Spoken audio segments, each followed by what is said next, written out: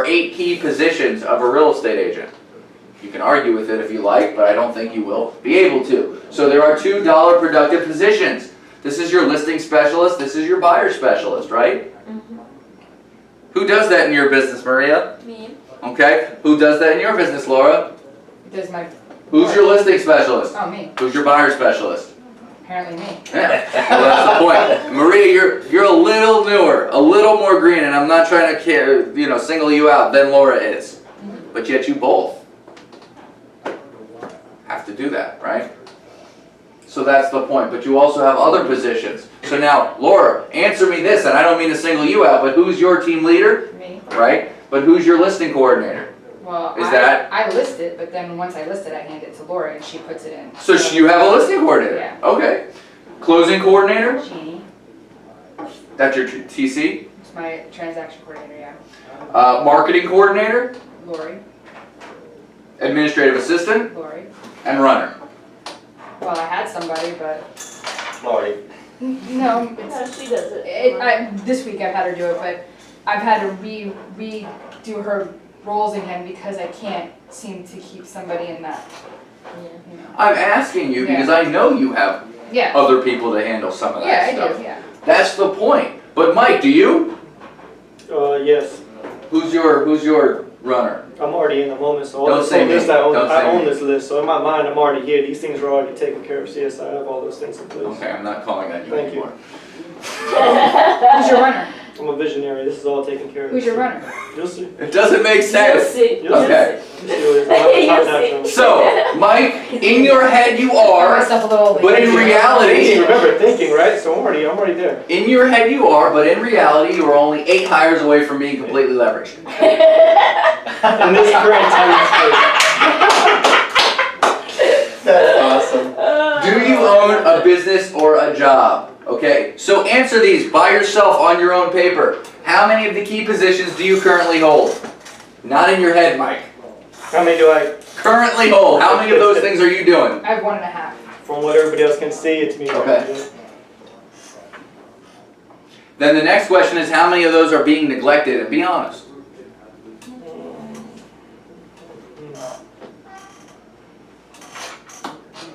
Okay, maybe a little bit of the buyer thing there. Okay, and then the last question is actually very important that we understand the bolds here. Remember, in all our trainings, the bold words are the most important. So, how many are filled, and if we read it like this, how many are filled by people? You could probably answer differently than by asking the question, how many are filled by talented people you consistently hold accountable? So the answers that you put for these questions reveal how leveraged you are and whether you own a business or a job, okay? So, Maria, business or a job? Job. What about you guys? And we're not talking about the Remax. With the other way, probably a job on that stuff. For real estate, if you Yeah. as an agent? We don't Kind do of that much, 50-50. What do you think? 50-50. 50-50? Okay, well, I let's argue that 50-50 is still a job somewhat. Yeah. Mike, Exactly. Yes, it's still a job. it's still a job, but in your head? Oh, in my head, I'm already retired. So. That's awesome, okay. Marco? Same. Okay. All right. So that's the idea here. This is the beginnings of things, of putting a map in place. These things need to be taken care of, don't they? On just about a daily basis, right? Runner, right? Your bitch, right? Somebody's got to go get that stuff for you. Well, no, but it's you, isn't it? Yeah. Right? If there's a check waiting at the title company, who's going to pick that up? Oh, I just haven't mailed that. I would never. Yeah, I never. You haven't mailed that, okay? I do too. I'd never go do that. Okay, bad example. I get mad if they go out to pick it up. I'm like, why would you Why? waste time It's like doing that? one That's day. silly. It's not like, even if it Yeah. takes 3 days, like, Well, you then might that's- go broke Exactly. Good luck. 10 days. Who gets your coffee for you? I got a K. What do you got? Listen, you know what? Exactly. Dunkin' Obviously Donuts Jim gets drive-thru. hers, but, you know, when he asks. That's why you have a husband and wife. You just figured it out. That's why you have a husband No, and that would wife never team. work. Because you have a built-in bitch. I mean, it's perfect. I would love that one. You just didn't see a stylus pen in here, did you? Stylus pen. A silver one? Gray one? There wasn't one on the table. And Okay, if there cool. was, it's gone now. That's it. Okay. All Just right. kidding. So- I'm just kidding. Don't be typical. We've already agreed that if you're going to delegate, you're gonna move from phase 2 to phase 3. That means you're gonna have to be hiring, so don't be typical, right? What I mean by that is a chain is only as strong as its weakest link. Right? One of our key beliefs was you reap what you sow. Right? So we need to add to that. You reap what those around you sow. As agents, you also reap what your team members sow. Does that make sense? Laura, when you have people on your team who end up leaving you or who don't do a good job, is your business doing better or worse at that point? It doesn't really Doesn't change. really- It doesn't really change? Okay. No, I haven't actually, to be honest with you, I haven't seen anybody do anything, because honestly, when they're not there, I just work it myself and I take all the money to myself. Okay. But the thing is, But do you ever have to take time out of doing something to make more money because you have to tell them what to do or fix something they did or anything my like husband that? said that. He's like, Laura, he goes, you sit here and you spend all this time with them and then they leave you and they've gotten more out of it than you've gotten out of it. And that's my Let problem. me So- throw something out there too, Yeah. because with restaurants that had high turnover rates, a lot of time it was a reflection of the leadership, right? So, you know, you gotta do some self-reflecting and say, hey, you maybe read a leadership book and say, how can I be a better leader for my people to guide them and steer them the right way? I think And I that's think 100% that true, leadership, Laura. you know, everything starts at the top, you know, and you're awesome individually, but you can't think like that when you have a team, because then you gotta think about other people, their family, their kids, their And I everything. do, That's- but And I'm that's the sure thing, you do, I but do. the systems, I think the that systems is important. you see it from the outside, but seeing it like in talking with the people that are with you, I think that you kind of they think that it's all for you. You need to like bring them in that it's all for us. Build a culture, you gotta And make that's a a culture. big and make Culture is culture. huge. Like, I like, love Lori Readers, whatever her name is. I mean, she has They leave She has a her great all the culture. time. I know They that, leave all the but time. she has systems in They don't place leave her that much because she has a No. non-compete. Let me So throw- you can't work for a year if you leave her. Oh, nice. One more thing I'll That's throw out what there you should too. Josh Smith, he's an Arizona realtor. He closes a deal a day. He set the foundation for what I've do. done. I so saw far. that. And he said, how can I leverage myself? And he systemized everything. So I now saw he that. sells his program online, $1,000, and Yeah. he systemized everything. So that's something you may want to do. Just think, hey, what am I doing every day? Write down, Write it okay, down. this is what I do when I show a property. Make a checklist. Mm-hmm. You know, So- and then just kind of give it to your people, and you're passing it on to them. I like 3 things. I like sports, I like movies, and I like quotes. So I'm going to combine the 3. Who's seen Remember the Titans? You don't remember the Titans? Don't Same remember here. the title. Well, there's a scene in there. I don't remember the Titans, but I saw it. There's a scene in there where the 2 defensive players, right, the main characters, right, they're arguing, right, and the white guy comes up to the black guy and says, "You have a bad attitude." And what does the black guy say? Does anybody remember? Attitude reflects leadership. Yep. Ah, there you go. So That's if the people on your team are not doing what you need them to be doing, and you're the captain, whose fault is that? Yeah, that's why you got to teach them, coach them, develop them to what That's you want right. to be. So you don't want to take a typical approach to hiring people. That's the point. That's probably what she's been, like, she hasn't really, I don't think, put the time into the right people. So That is the hardest part of the process, is the hiring process. Going on Craigslist and finding somebody, you can get hit a grand slam, but that's what that's gonna be. Yeah. If you find somebody perfect, because that's the hardest part. That's the part that's gonna take the most time and energy, is hiring them and training them. Because once you're able to let them go, it shouldn't take any more thought whatsoever. So let's go through this, right? We don't want to be typical. So typical sounds like this: I desperately need somebody for this position because I don't want to do it. Right? Hey, you seem capable. Will you work for cheap? Yeah. Right? Awesome, the job's yours. Right? I assume you know what to do. Let's see how that goes. Or, hey, here's a class, he'll teach you what to do. Right? Call me if you have a problem. I'm free. Right? That's typical, right?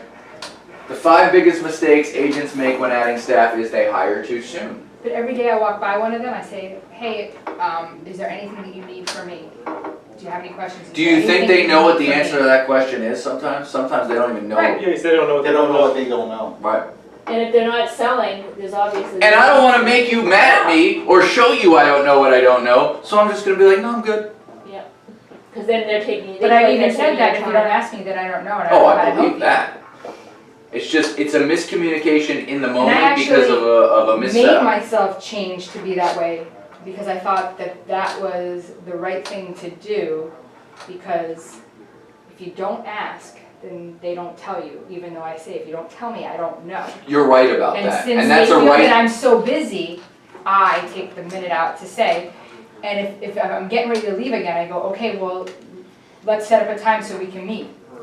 And let me know what your schedule You're is right like. about that, and you're taking step in the right direction, And I but it tell them might you be can come to already my too late house. by then, that's the problem. And I've been doing it from the beginning again. So you hire too soon. You expand your inefficiency. The idea of hiring too soon is, okay, if you are moving from phase 1 to phase 3, bypassing phase 2, that means you are hiring before you yourself have become effective and efficient as possible.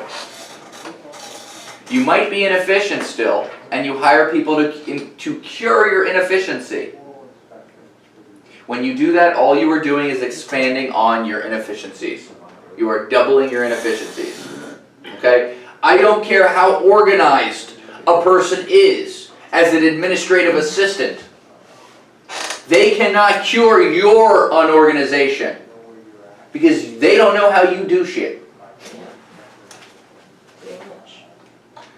And if you don't make it organized by having a system and then giving that system to them and they're organized so they'll be better at it than you will, but it had to be set up organized in the first place. Right? Otherwise, they may be very organized. I'm going to put everything in all these beautiful compartments here, and then Laura has no idea where to find them. Does that make sense? Yeah. Okay.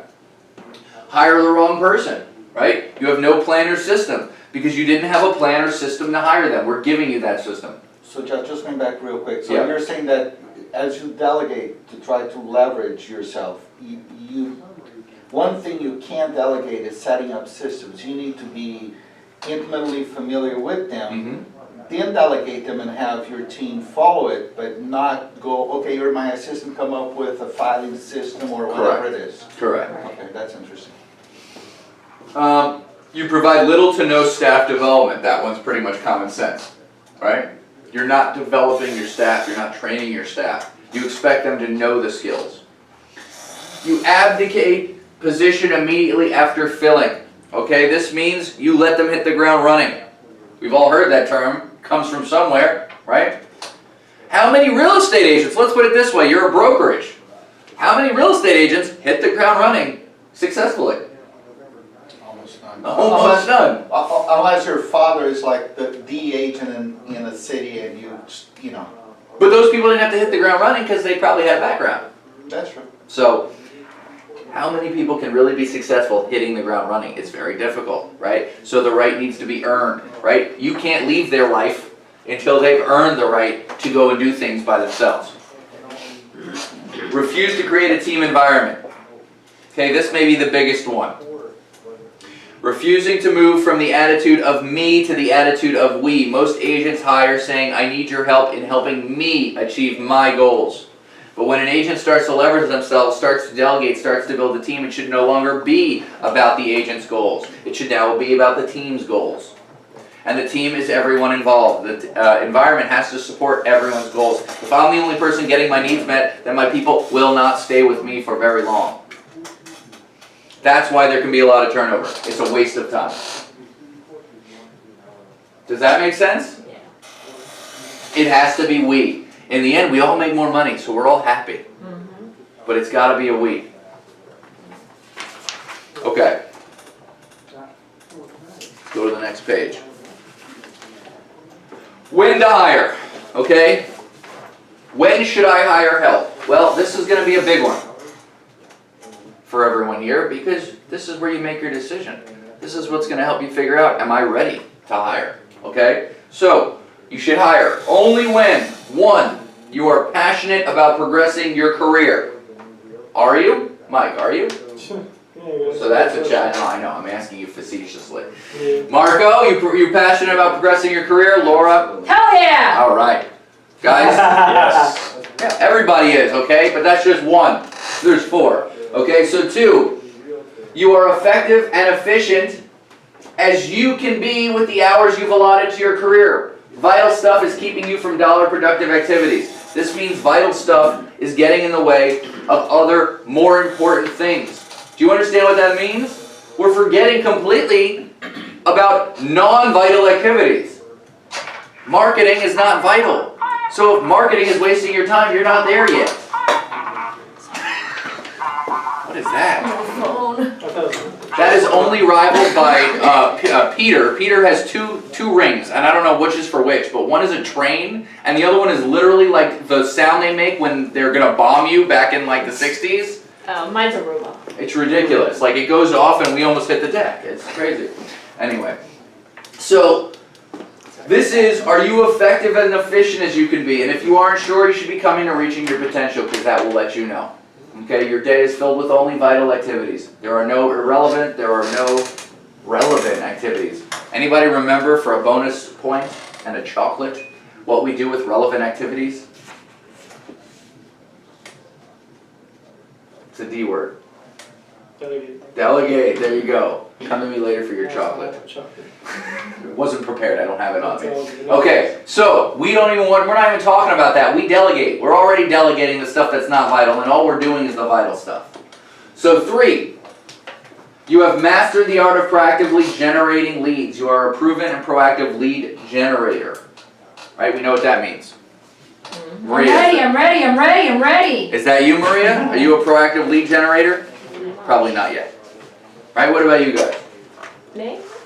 Not really. I mean, we're not trying. If I want more. Well, so that's what I'm saying. If somebody said, I okay, wouldn't say that would be hiring anyone right now.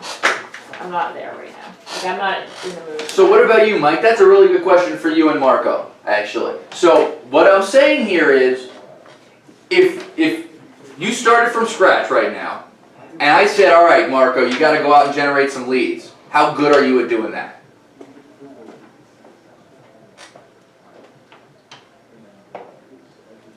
That depends on the type of system you're talking about. There are certain ways of generating. Anyway, have open houses. Some I'm Make very cold good at. calls. Some I'm very good at, others not so much. But the ways you want to be successful in your business, because if you don't want to hold open houses, don't put it in your business plan. Right. So my point is, if you have a plan, and whatever inside of that plan is the way you go and make your leads, are you proficient at it? Can you basically, if somebody put a gun to your head and said, go get a lead, you'd be able to take your systems and get a lead? That's the question. Yes. What about you, Mike? Definitely.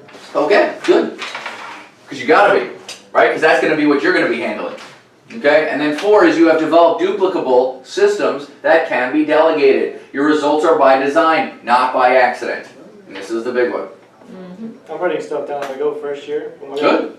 Real estate playbook. It'll be easier for you to do that, certainly, than somebody to have to go take steps back. Okay? But these are the 4 you need to be. Okay? And this 4 is the most important. You have to have duplicable systems. That's what's so important. And maybe Laura, one of the things you might want to have Lois do, Lois, that's your name, that's her name? Did I say that right? Lori? Lori, sorry. Change her name to Lois, I like it. Yeah, those are the One of the things maybe you want to have Lori do, forget everything else and just shadow you for a day and literally write down everything you do and work on. Might be a good step in the right direction to get it, because I know you're not going to take a step back and do it, because that would mean doing less business for a week or a couple weeks. So maybe have her do it. Maybe have your kid walk around with you. I don't know. But somebody needs to figure out exactly what you do. Have Jim do it. Why don't I have my husband do it? He'll be real critical. There you go. That's But you don't have to be critical. You're having success. So write down what you did to be successful. That's what we need to know. Rule number 1, no lunch. Rule number 1, no lunch. Well, you also have to be healthy, but that's okay. 'cause I I don't pack eat lunch. lunch. Oh, you pack lunch. Okay. Yeah. Okay. Remember, going to the next level requires one of 2 things. You personally doing more. Can you do any more, Laura? See, even the fact that you're considering that. I'm looking at my schedule now, and I'm like looking and I'm going, well, if you can do this, and then I feel like that's bad that I'm like saying I can only fit you in here, and I can only fit you in here, and then it's like, and now I've been joining more networking groups because I want to get to a different sort of type of people. Or you leverage yourself through others, right? If the networking groups are a place where you think Laura Sanders and the name and the cachet of it is going to help make a bigger, wider, stronger business, then delegating the buyers so that you don't have to think about that stuff might be beneficial. I'm just giving one example. I don't know, you have to figure out what your highest and best use is, but that's the point, okay? So the choice you make will determine whether you ultimately build a business or keep a job. Okay, let's keep going. Who to hire? Okay, the key to this page are the things in bold up top, okay? This is the order in which you should delegate. A lot of people delegate the wrong things at the wrong time. The first things you should delegate are the vital administrative activities, the non-dollar productive activities, okay? So, the order of delegation is as follows. The first is the administrative activities. That makes sense, right? Okay. Second thing is the vital buyer dollar productive activities. And the third thing is the vital listing dollar productive activities. If you can delegate the listings, go take a 6-week vacation. You'll be fine. Okay? So let's go down the list and see how this works. Okay, because this is pretty cool. So if you have a tier 1 business, these are the tiers we were talking about. So if you have a tier 1 business, right, you're working about 50 hours a week. Does that sound right, Laura, or more than that? Probably about, well, I'm in tier 2, so tier 1 I was working way more than that. Okay. So tier But your 2, average agent, is that fair? 50 hours a week? Okay. By the way, 50 hours a week, what's the normal work week? 40, right? Yeah. So if I show this to a brand new agent getting their license, they'd be a little worried, wouldn't they? Right? Because most of them think they're going to work less. Crazy, stupid people. 50 hours, tier 1 business, okay? And how much time are you working within that 50 hours? 50 hours, all of it, right? Okay, so a tier 2 business has you and a transaction coordinator, okay? A tier 2 business can do 90 hours worth of work. You're still putting in 50 hours, right? Your TC's working about a 40-hour schedule, and now you guys get to do a little bit more because they're handling the stuff that you don't need to be handling, giving you 40 extra hours in your day, in your week, okay? A tier 3 business adds a buyer specialist to the team. Right? You're still working 50 hours, and your business can now do 140 hours. Right? Time is money. So you're making more money, aren't you?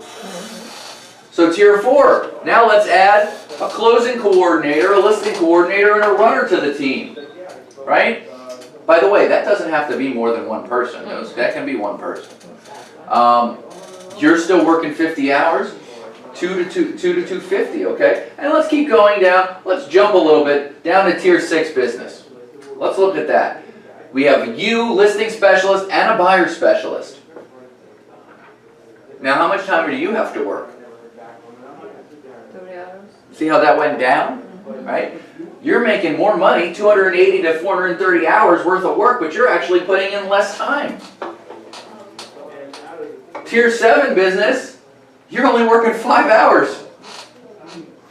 Jeff, on tier 6, so basically you're just a team manager supervising everyone's activities. You're the puppet master. You're pulling all the strings, Marco. So in this case, you're not even going to listing appointments?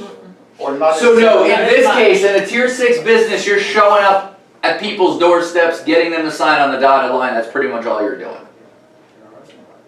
Okay? Here, you're not even showing up to get listings. Tier 7. That's what Mike Ferry would call sales mastery. Well, then you have business summit, right? Where This you is when don't, you can where actually you don't franchise. have to be there. Yeah. Right. That's And I know Mike cares about that because I've been there. That's what he teaches at his main seminars. Yeah. It's one of the first things he goes over. would you think that, like I signed up for the seminar in November, like how to be better at the listing presentation, because I want to get better at everything. But that seminar is going to be straight for listing presentation, but Right. sure. No, but I think you can always use room to grow. Oh yeah, Oh, yeah. You You can can get always better at get your better. skills. absolutely. And then another thing, like he was saying, then you would put your system in place and then you start to teach it. But that's the point. What you're going to learn Eventually. with how to get better at the listing presentation is a system. He will be giving you a system. The only system? Oh no, the proven system that he figured out. By the way, that's what all these coaches are teaching. Yeah. Your Buffinis, your Ferries, momentum. I tell you flat out in some of these classes, this is one proven system that works. It is not the only system. It is one system. It may not even be the best system, Yeah. but follow it. Right? You do you, right? You're better than people that I need to teach momentum to, necessarily. So take what you do, write it down, turn it into a system, and then hey, stop working. Just start training people. Go to Vegas and go hold seminars. Because that's what some of these guys did. Not Tom Ferry, he was never a real estate agent, you should know that. But Mike Ferry did. Yeah. Right? Brian Buffini did. Darren Hardy did, and he's not even a real estate agent anymore. He's a motivational speaker alone, but he was a real estate agent first and foremost. This is what entrepreneurs do. They create systems. Okay? So does this page kind of make a little bit of sense? Kind of open some eyes? All right. So talent is the key, right? Systems run the business. People run the systems. Who's Michael Gerber? Anybody ever heard of a book called The E-Myth? Oh yeah, I read that a long time ago. Yeah. You're right. He wrote, Michael Gerber wrote The E-Myth. Mike makes a joke about that all the time, because Scott told me to read it. Mike says, tell Scott to go read the E-Myth. I got a copy on my counter if anybody wants it.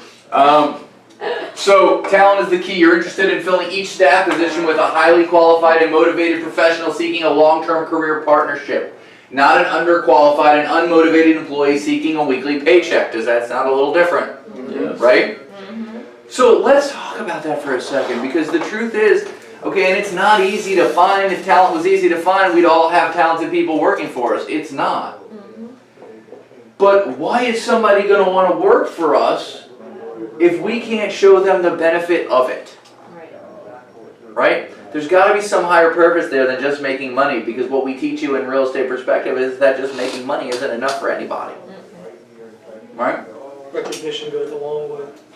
Absolutely. We have a team in this office, and they're by no means perfect, but the Ashay Group does a pretty good job with that. They make their agents feel, and by the way, they have turnover too, but they make their agents feel like they're part of a higher purpose. Like they're part of a team that can do better together than they can possibly do apart. Right? Their agents know that they can take some of the things and go out on their own, but they feel like they can do that anyway. In fact, that the team name is helping them get more clients that they might not have gotten otherwise. But all of that needs to be understood and expected from the beginning. Otherwise, it feels like just being told what to do and taken advantage of. Okay? So instead of settling for just anyone, go on a proactive search for talent. So who is talent? Okay, so talented people are someone who's a superb match for the job description and possesses the knowledge, skills, disposition, and behavioral style required by the position. That seems like a lot, doesn't it? Right? If you're going on Craigslist and looking for some people to fill some positions, it sounds like a lot to find somebody who is both a superb match for the job description, and superb is a pretty strong word, and possesses the knowledge, skills, disposition, and behavioral style required by the position. I know that's difficult because we've been trying to hire a marketing coordinator for a while now, right? But we wanted our marketing coordinator to have some administrative abilities. Anybody see a problem with that? What? That usually people when they do two different areas, they are just like with Absolutely. having the front end, because you get into so many different job descriptions that you can't focus on one. Who knows somebody who's creative? Are they generally an organized person? Very. Are they? No. Unorganized? Are they organized? No. Is a creative No, they're person not. generally No, organized? no. No. I'm creative too, and all that. Pretty much. Well, I'm not really I mean, organized. okay, so you look at my desk and you think it's disorganized. I can I'm tell you pretty what's under what organized. under each single paper and tell you. But could your assistant, see, that's the problem right there. Booyah. All I have to do is tell her, Lori, go look over to your right, underneath the piece of paper. But you it's see not another piece of readily paper that has the observable. writing there. You know what, I'll give you an example. You're 100% right. My wife, her mother, my mother-in-law, is a ridiculously creative person. She's also very organized. She'll never forget anybody's birthday, Mother-in-law, yeah, she- right? But do you know how she's organized? Okay, well if you had a sticky paper, there'd be one on every surface in this office, right? Because she wouldn't be able to walk over this. Sounds like you. She wouldn't be able to walk over this tile here without seeing that. Oh, it's Jessica's birthday next week, right? So how organized is that, right? Because I don't know, if I stepped on the tile and it ended up on my shoe, she would never remember her own daughter's Yeah, birthday. She just lost an extra hour a day. It's She had to look at all those other stickies to get. It's the an one. example, but they're not. They're not generally, and that doesn't mean there aren't people who are both organized and creative. But my point is, it is a different wavelength. And so if you're looking to combine things, and why was I looking to combine those things? To save money. I mean, that's probably a big reason there, right? You don't want to have to spend $35,000 salary here and $35,000 salary here if I can do it together. Yeah. Be a lot easier. But you end up getting somebody who's not that talented when you do things like that, right? Might be worth spending a little bit more money to get a talented person, okay? So, finding and attracting talent requires time, energy, effort, and patience. That's a lot. Time, energy, effort, and patience. And that sounds expensive, doesn't it? Right? But you can think of it this way. Is it when I have the money, I will hire talent? Or when I hire talent, I will have the money? Right? Are we supposed to think about what something's going to cost us or what the return on our investment could be? Exactly. So it's your decision. So here, let's look at this cost versus return. Okay, you have to get out of the expense mentality into a revenue mentality. Never look at cost, always look at return. If I can get my preferred return, cost isn't an issue, is it? Right? So if I'm unsure if I can get my return, cost does become an issue. So here's a demonstration of that. And this is only an example, this is not a recommendation, so don't get crazy. I'm not going to be telling anybody what they need to be paying people, that's on you, right? But if we hired an assistant, a transaction coordinator, like take your transaction coordinator, and we paid them $45,000 a year. Do you pay them $45,000 a year? It's different for my assistant. Hmm? But I have both. Do you pay either of them $45,000 a year? Laura's just a little under that. Okay. But then with bonuses, maybe she's just under that. Well, maybe I want to come work for you then. That's a little, that's high. I would say, would you say that's high for people who would hire an assistant? She's going on her 3rd year, so now I pay her for a week of vacation. Okay. I pay, so when you add everything in, I pay her for her lunch. Okay. Like when I make her clock out for her lunch, so that. Listen. Because I don't want to have a Carol issue. Yeah. That sticks in my head very well. So listen, that's great. So you pay him $45,000 a year. So let's take a look at this right here. So, full-time coordinator making $45,000 a year. So the minimum return on your investment that you need is 30%. Can we agree on that? If you had a 30% return on your investment, that would be pretty good? Okay. So, that means you would need to make an income of $58,500 from the $45,000 that you spend on that person. Does that make sense? You still with me? Okay. Well then if the commission is 3%, your closed production is going to have to be $2 million. Just about. Okay? With an average sales price of $165,000, that's going to be 12 deals a year. One a month.